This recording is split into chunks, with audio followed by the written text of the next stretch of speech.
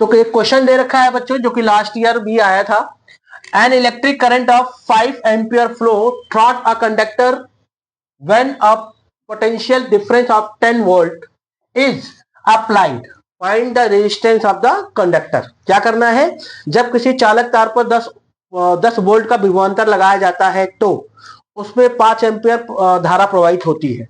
चालक का प्रतिरोध ज्ञात कीजिए, यानी कि आपको रेजिस्टेंस निकालना है। इसमें आपको क्या क्या दिया है बेटा, क्वेश्चन करने का तरीका ध्यान रखना, हमेशा पहले चेक करना क्या दिया है। 5 एम्पियर यानी ये आई दिया है, ठीक, ये लिख लिया। इसके बाद आप देखो ये 10 वोल्ट, ये क्या चीज है, विभवांतर है यानी पोटेंशियल डिफरेंट है, तो ये भी आपको गिवन है। दो चीज आपको दी हुई है, ठीक। तीसरी क्या चीज निकालनी है, इस पे देखिए रेजिस्टेंस निकालना है, यानी कि प्रतिरोध निकालना है, यानी आर आपको निकालना है। अब आपको देखना है कि इलेक्ट्रिसिटी चैप्टर में ये वी आई और आर के बीच कोई ऐसा फार्मूला है जो तीनों एक में आ रहा हो। हाँ, तो आपने चेक किया आर इजकल टू वी अपन आई, ये फार्मूला है जो कि आप इस संबंध को दिखा रहा है, इन तीनों के रिलेशन को दिखाता है। तो ठीक है, आप यहां से निकाल लीजिए। आर बराबर क्या था बच्चों, वी अपान आई, ये फार्मूला है आपका। तो वी की जगह क्या पुट किया, 10 वोल्ट, और आई की जगह 5, और इस प्रकार से काट के ये 2 आया और 2 ओम। याद रखना बेटा, जब भी आप बोर्ड में आंसर दोगे ना तो हमेशा उसकी यूनिट के साथ आंसर देना, यूनिट जरूर लिखना, ये नहीं केवल 2 लिख के चले आए। ठीक है बच्चों, इस प्रकार से 2 ओम रेजिस्टेंस हो गया इसका। ठीक है, अगला क्वेश्चन है बच्चों, the slope of the V I, यानी विभवांतर यानी पोटेंशियल डिफरेंट और करंट के बीच क्या दे रखा है, एक ग्राफ दे रखा है जिसका स्लोप दे रखा है 4 दे रखा है। तो रेजिस्टेंस बताना है क्या होगा। चालक तार के वी और आई का ग्राफ दे रखा है, उसका ढाल दे रखा है 4, तो प्रतिरोध याद करना है। तो बच्चों देखो ध्यान से कि हमारे पास जो वी और आई के बीच ग्राफ होता है ना, कुछ इस तरीके से होता है। ये क्या है, काहे की लाइन है बेटा, आई की, और ये किसकी है, वी की। ठीक, अब आप मुझे बताइए जब वी बढ़ेगा तो क्या आई बढ़ता है, वी बढ़ेगा तो आई बढ़ेगा, नेचुरली है। जैसे जैसे वी बढ़ेगा वैसे वैसे आई भी अपने आप को एडजस्ट करेगा। तो दोनों के बीच जो स्लोप बनेगा वो बिल्कुल ऐसे स्ट्रेट लाइन बनेगी। कैसे बनेगा, स्ट्रेट लाइन बनेगा। और ये स्ट्रेट लाइन, अब देखो ये क्या है बेटा, ये किसकी लेंथ होगी बताओ, ये किसकी लेंथ होगी, वी की लेंथ होगी। और ये किसकी लेंथ होगी बच्चा, ये आई होगी। ये डिस्टेंस जो है आई है, और ये डिस्टेंस क्या है बेटा, वी है, राइट। और स्लोप क्या होता है, स्लोप यानी इसके बीच जो थीटा बन रहा उसे स्लोप कहते हैं। यहां पे स्लोप है, ये स्लोप है, ये स्लोप, ये जो स्लोप है यही होगा क्या, यही होगा प्रतिरोध यानी रेजिस्टेंस। जैसे कि स्लोप दे रखा है आपका 4, स्लोप क्या दे रखा है 4, यानी tan थीटा दे रखा है आपका 4 बच्चों। स्लोप का मतलब होता है, स्लोप बराबर होता है tan थीटा, स्लोप बराबर tan थीटा। tan थीटा क्या होता है बच्चों, perpendicular upon base, perpendicular upon base, यानी v अपॉन आई, यानी v अपॉन आई ऑलरेडी आपको 4 दे रखा है। ठीक है, तो v अपॉन आई आपको ऑलरेडी दे रखा है, v अपॉन आई को ही हम स्लोप बोलेंगे। tan थीटा बराबर क्या होगा, v अपॉन आई, तो ये हो गया 4 ओम, यानी v अपॉन आई को हम क्या लिख सकते हैं, r, है ना। तो रेजिस्टेंस क्या हो गया 4 ओम। याद रखना बच्चों, जो स्लोप होता है दैट इज tan थीटा, और tan थीटा बराबर परपेंडिकुलर अपॉन बेस, राइट। तो बच्चों अगला क्वेश्चन क्या है, 3 resistors of 2 ohm, 3 ohm and 5 ohm are connected in series to a 10 volt battery. अच्छा, 10 वोल्ट बैटरी से जुड़ी हुई है, ठीक है। 3 रजिस्टर्स जो है, अच्छा टोटल रेजिस्टेंस निकालना है, करंट निकालना है, कितना करंट फ्लो हो रहा है, हिंदी में वही चीज है। तो करंट फ्लो निकालना है, रेजिस्टेंस निकालना है, गिवन क्या है। अच्छा यहाँ पे देखो सबसे मेन इंपॉर्टेंट चीज क्या है, सीरीज। ये कैसे रजिस्टर जुड़े हुए हैं, सीरीज में, ठीक है बच्चों। और जब सीरीज में जुड़े होते हैं तो हमने क्या पढ़ा है बेटा, आर जो टोटल रेजिस्टेंस जो होगा वो टोटल रेजिस्टेंस इन सीरीज, ये एस का मतलब सीरीज हो गया, इक्वल टू होगा R1 plus R2 plus R3 series में। तो क्या हो जाएगा बच्चों, बहुत आसान हो गया ये तो, 2 ओम 3 प्लस 5 यानी ये टोटल हो गया 10 ओम। हलवा क्वेश्चन है यार, कुछ भी नहीं है इसमें, ये तो पहला वाला आपका निकल ही गया। और करंट निकालना, आई निकालना है। अच्छा मुझे ये बताइए, पैरेलल सॉरी ये जो है सीरीज कॉम्बिनेशन में यानी कि श्रेणी क्रम में जो आई का मान है वो सारे में सेम रहेगा, सारे रजिस्टर्स में, या अलग अलग रहेगा? सेम रहेगा बच्चों, अलग अलग नहीं रहेगा, सेम में रहेगा। तो ठीक है, तो आई क्या हो जाएगा? आर आपको पता चल गया क्या है, वी आपको पता है, आर एस कितना है बच्चों? टोटल रेजिस्टेंस आपको पहले पता होना चाहिए कितना है, 10 ओम, राइट। इसके बाद आपको पता होना चाहिए कि वी कितना है, यानी पोटेंशियल डिफरेंट कितना लगा रखा है, 10 वोल्ट का। तो आपको क्या निकालना, आई निकालना ना बच्चों।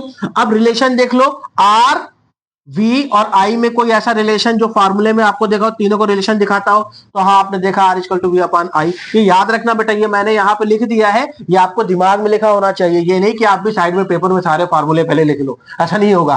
क्या हो, ये याद करके रखना है। तो क्या लिख सकते हैं आप, सीधे formula R equal to V upon I ही याद रखो, कोई दिक्कत नहीं है। तो आपको आई की वैल्यू निकालनी, आई इधर कर लो, आर उधर कर लो, तो आई इक्वल टू हो जाएगा वी अपॉन आर, ठीक है। और वी कितना है, 10 वोल्ट, और आर कितना है, 10 ओम। दोनों कट गया, कितना हो गया, 1 एम्पियर, यानी 1 एम्पियर की धारा प्रवाहित होगी इन रेजिस्टेंस में।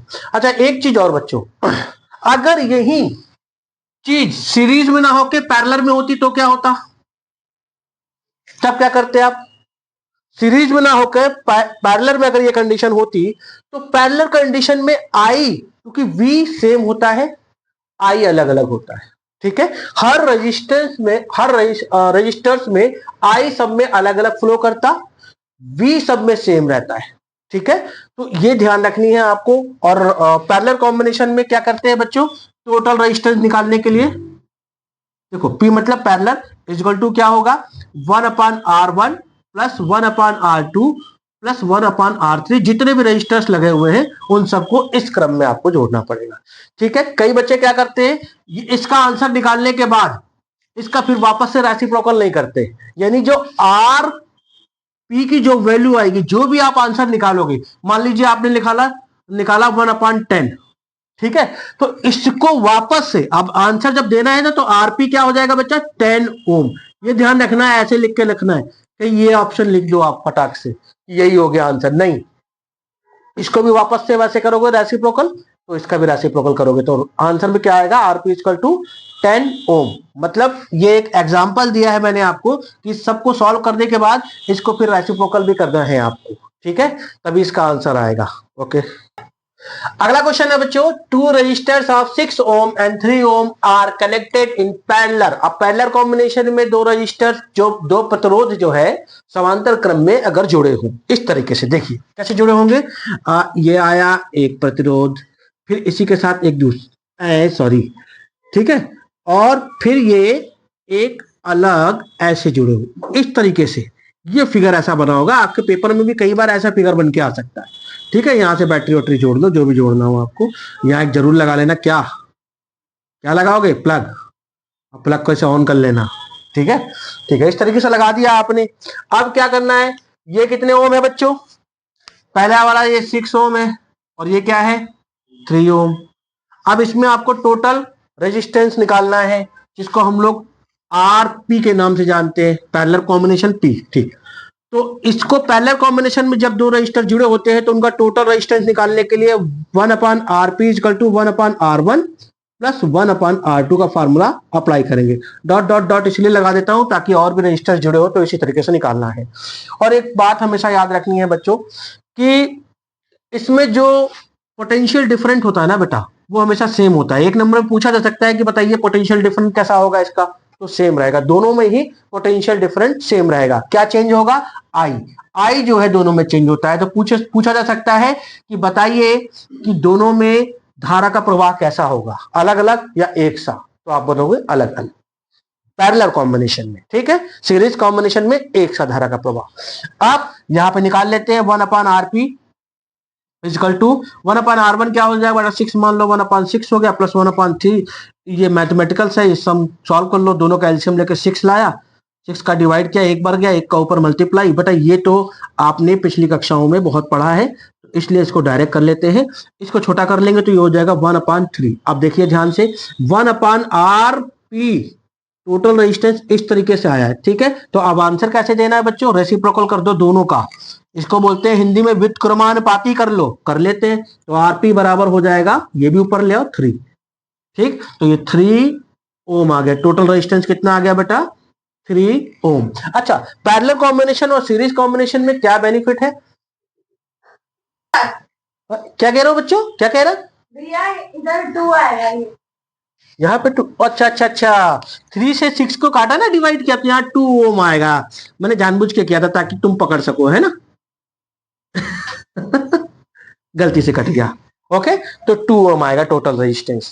तो चलो ठीक है बच्चों, तो अगला क्वेश्चन है, an electric iron works at 220 volt and draw a current of 5 ampere. मतलब क्या कह रहा है कि एक विद्युत इस्त्री है, इस्त्री मतलब जानते हो क्या होता है बच्चों, प्रेस। एक प्रेस है जिसमें 220 वोल्ट का मतलब पोटेंशियल डिफरेंस जा रहा है और 5 एम्पियर की धारा लेते हैं। तो इसकी शक्ति ज्ञात करनी है, यानी इसकी पावर ज्ञात करनी है। तो पावर का फार्मूला, यानी क्या क्या गिवन है, सबसे पहले क्या लिखेंगे बच्चों, गिवन क्या है। तो V पता है आपको 220 वोल्ट, ठीक है। I पता है आपको क्या है 5 एम्पियर, ये 2 चीज आपको पता है। और आपको निकालना क्या है, शक्ति यानी पावर, यानी पावर निकालना, P निकालना है।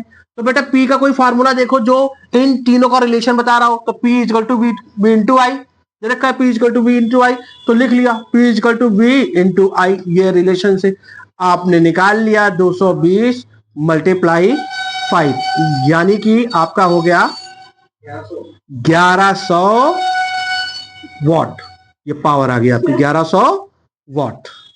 इस तरह से आपने शक्ति यानी पावर निकाल लिया, ओके। अगला क्वेश्चन है बच्चों, a heater of resistance 10 ohm is used for 10 second with at current of 5 ampere। मतलब एक हीटर है जो 5 एम्पियर की धारा 10 सेकंड तक उसमें बहती है और प्रतिरोध कितना लगा है, यानी रेजिस्टेंस कितना है उसका 10 ओम के साथ चलाया जाता है। तो ऊष्मा निकालना है। तो ठीक है बच्चों, तो सबसे पहले क्या करेंगे हम लोग, क्या क्या गिवन है वो लिखेंगे। तो देखो बच्चों, सबसे पहले गिवन है 10 ओम। 10 ओम किसका होता है, यानी आर का, आर गिवन है आपके पास 10 ओम, वेरी गुड। इसके बाद क्या गिवन है, सेकंड यानी टाइम, टी गिवन है 10 सेकंड, राइट।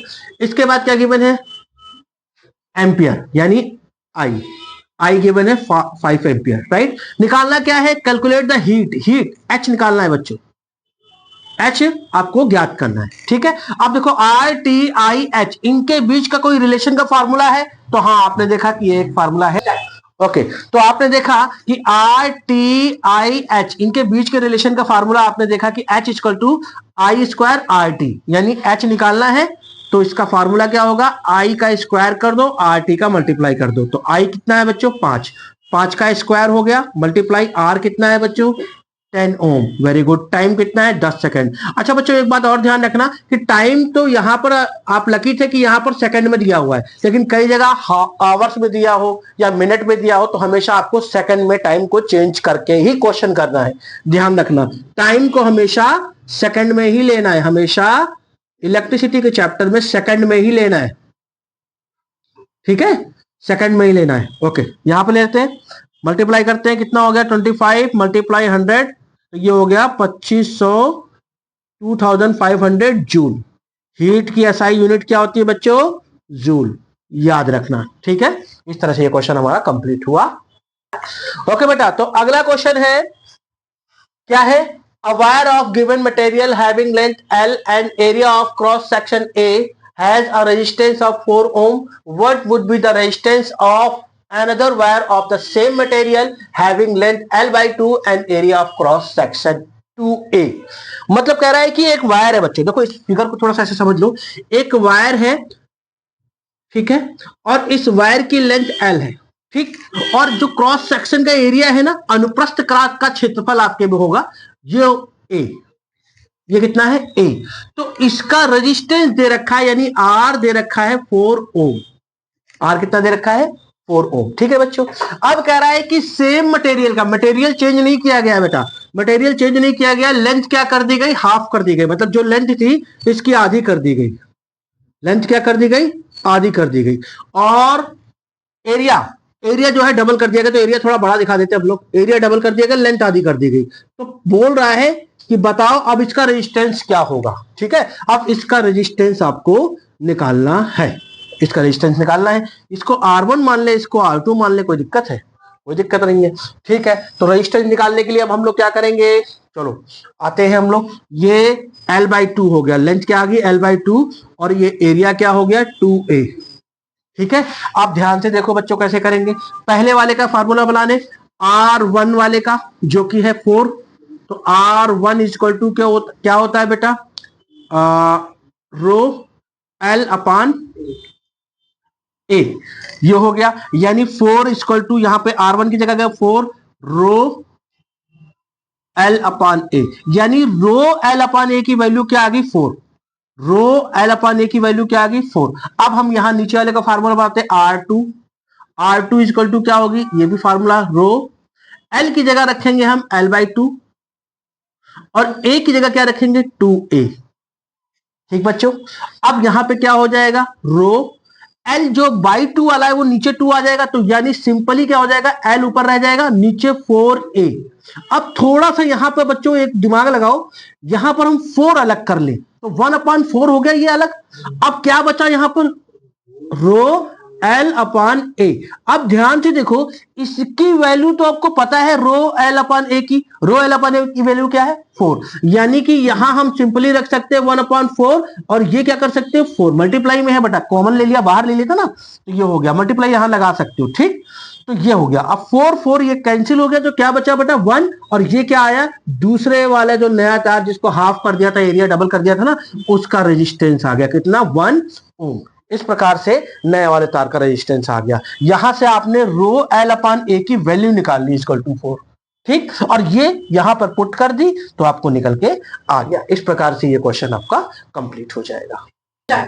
ओके बच्चों, तो मैंने कुछ सेलेक्टेड आपके न्यूमेरिकल्स करवाए हैं इलेक्ट्रिसिटी के, और अगर आपको ये न्यूमेरिकल्स समझ में आए हैं तो मेरे द्वारा बनाया गया इस वीडियो को आप लाइक और कमेंट जरूर कीजिएगा, और इस चैनल को शेयर करें और अधिक से अधिक बच्चों को जोड़ने की कोशिश करें। ओके, धन्यवाद।